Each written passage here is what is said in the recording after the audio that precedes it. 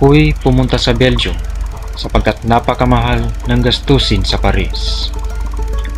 At ang masayang buhay doon ay nagiging hadlang sa pagsulat ng aking nobela, ang El Felibos Teresmo. Doon ko natanggap ang sulat ni Senyor Pasiano, ang aking kapatid, at nalaman ko doon na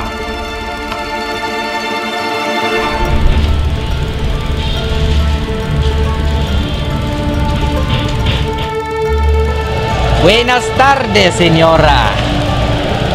Que no tenía más derechos a permanecer en este lugar sa Verden. pinalayas ng mga praile ang aking pamilya sapagkat hindi kami nakabayad sa renta.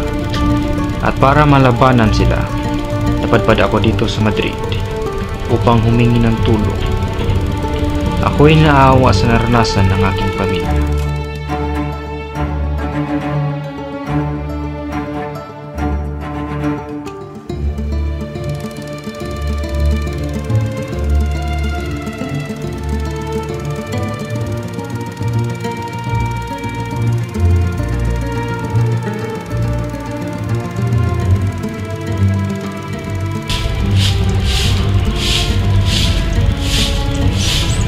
Buenos días.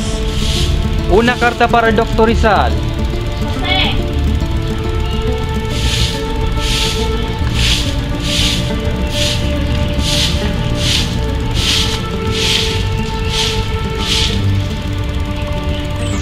Gracias, señor.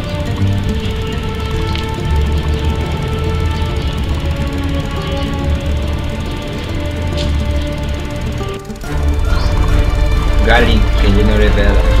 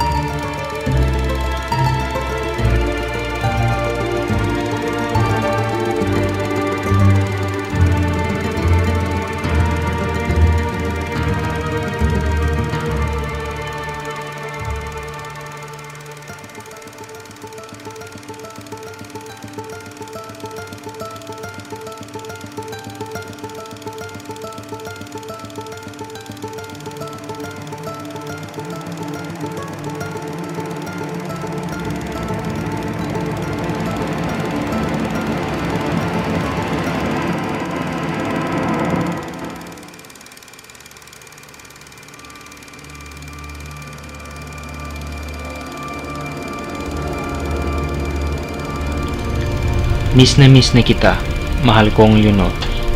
Ang iyong ngiti, tawa, at higit sa lahat, ang pagmamahal mo sa isang simpleng taong tulad ko. Akala ko'y nakalimutan mo na ako. Naaalala ko pa nung una kitang nakita.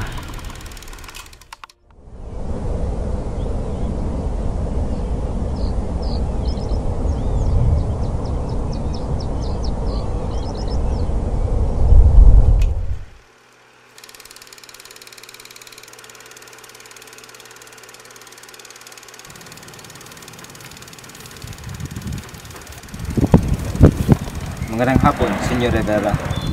Magandang hapon din. Ito palang aking unika iha, si Leonor. Jose. Mahal kong Jose, mahal din kita. Sa iyo ko lang naramdaman ito.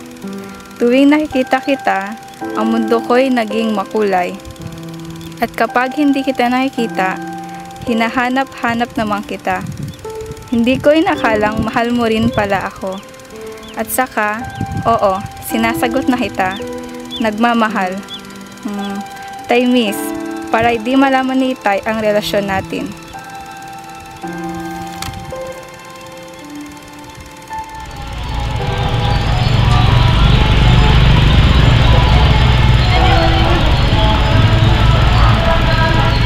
Atong Gino.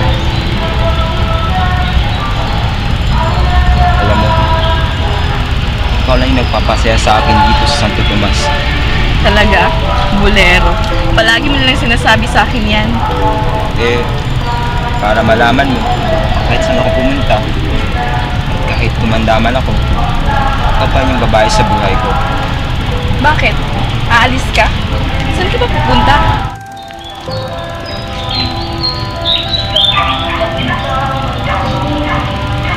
Ano nga pala yung sinasabi mo kanina? Yung papa ba yung mahal ko? Yung engagement natin. Mahal ko, nasabihin ko sa'yo, ikaw pa rin. Pupunta ako ng Espanya upang tapusin yung pag-aaral ko. Iiwan ko na ang Santo Tomas. Hindi ko na matiis. Hindi na rin ako masaya sa pagturo ng mga praile. Tsaka, meron akong misyon. Awang-awaan ako sa ating bayan. Kung walang kikilos, sino pa ba ang kikilos? Pero pangako ko sa'yo, ikaw na yung mahal ko. Lagi mo tandaan, ikaw na yung babae sa buhay ko.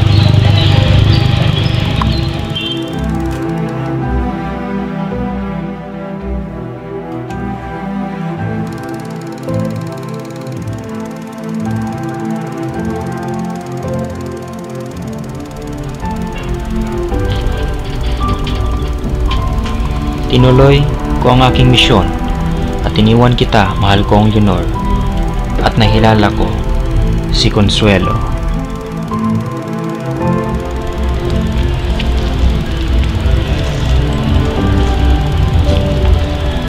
Paumanhin, ako pala si Consuelo, ang anak ni Don Pablo. Consuelo. Ang ganda mo pala. Ako nga pala si Jose.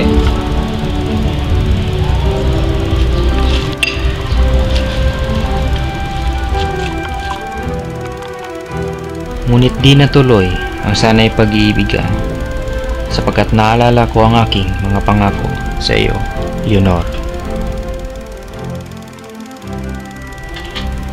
Pagkatapos kong mag-aral ng medisina, umuwi ako sa amin upang maoperahan ang mga mata ng aking inay at upang makita ka, Leonor.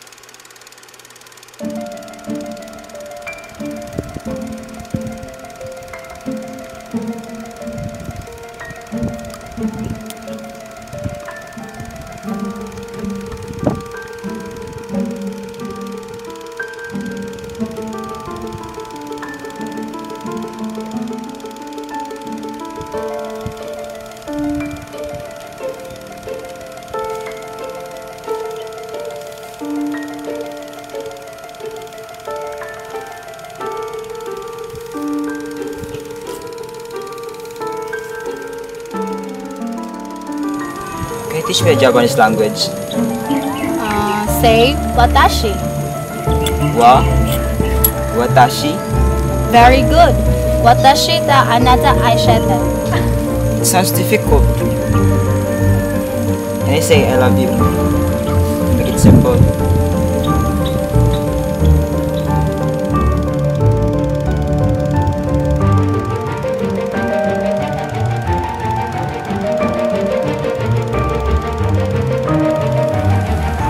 You know what? I always imagine myself living here with you. Never met a girl like you. But I can't. I have a mission to fulfill. A mission for our country. Jose-san, sayonara. We should go back here, right? And live with me? Yes, I will.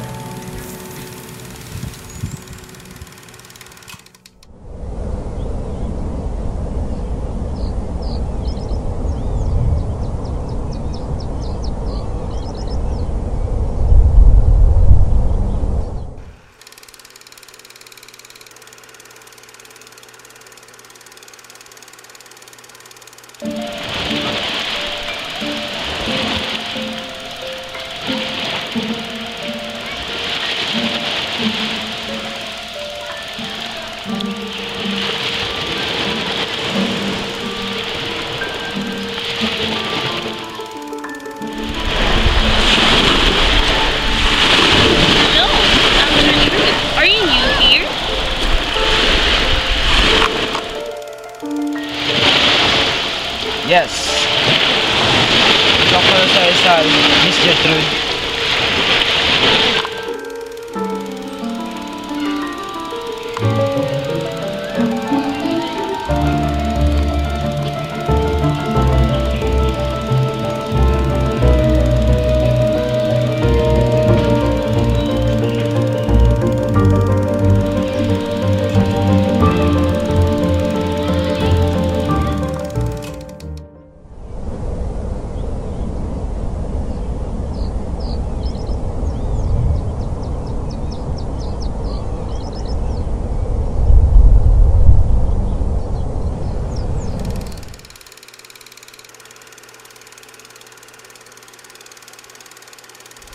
Matagal-tagal din na di ka nakasulat sa akin, mahal kong Leonor. At ako'y masayang masaya dahil akala ko'y nakalimutan mo na ako.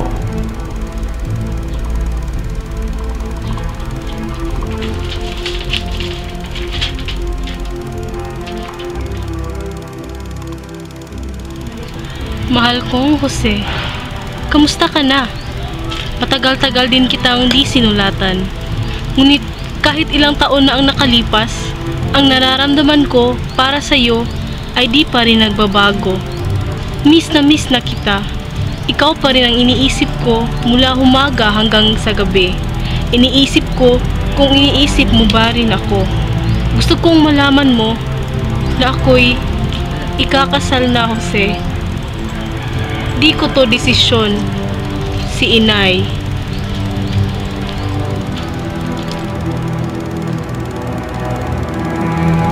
Patawarin mo ako, Jose. Kahit di man ngayon, balang araw. Sana na may makita mo na ang tamang babae para sa'yo, Jose. At sana ay magiging masaya ka. At sa huling pagkakataon, gusto kong malaman mo na mahal kita. Adios, Jose. Nagmamahal, Taimis. Mahal kong Leonor, ba't mo ba ako iiwan? Akala ko'y panghabang buhay ang ating pag-iibigan. Ang dami kong nakilalang babae, magaganda at mababait. Di ko sila pinanindigan dahil ikaw ang aking iniiro. At gusto ko mananatili pa rin ang mga pangako natin sa isa't isa. Kahit tagal kong tiniis sa mga taong di kita kapiling, akala ko ang lahat ng pagtitiis nito ay masusuklian lang dahil isang araw alam kong tayo na naman ang magkasama. Ngunit iniwan mo ako. Wasak na wasak ang puso ko ngayon. Leonor, paano na ang mga pangako natin sa isa't isa? Sana'y magiging masaya ka sa piling niya. Adios, mahal kong Leonor.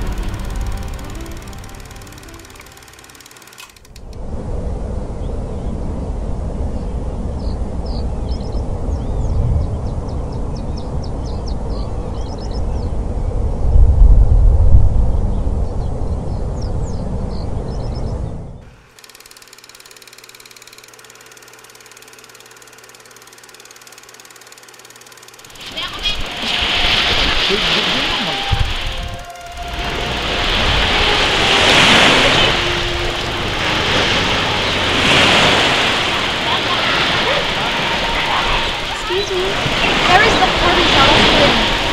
Nandun po, senyora.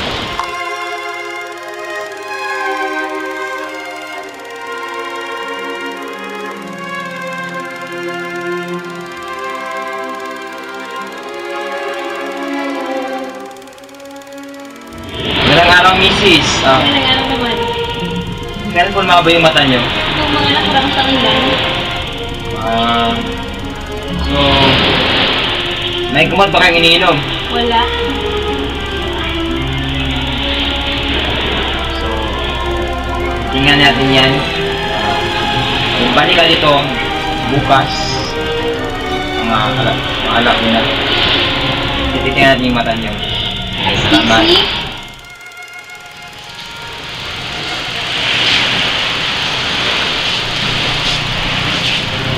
Good morning, Dr. Marcelo. I'm Jason Bracken, and this is my dad, George Stalker. We've been looking for a doctor to cure his illness. Hello, Miss Bracken. Dr. Cesar. You're a beautiful lady. Thank you. Don't worry, I will cure his illness. Thank you so much.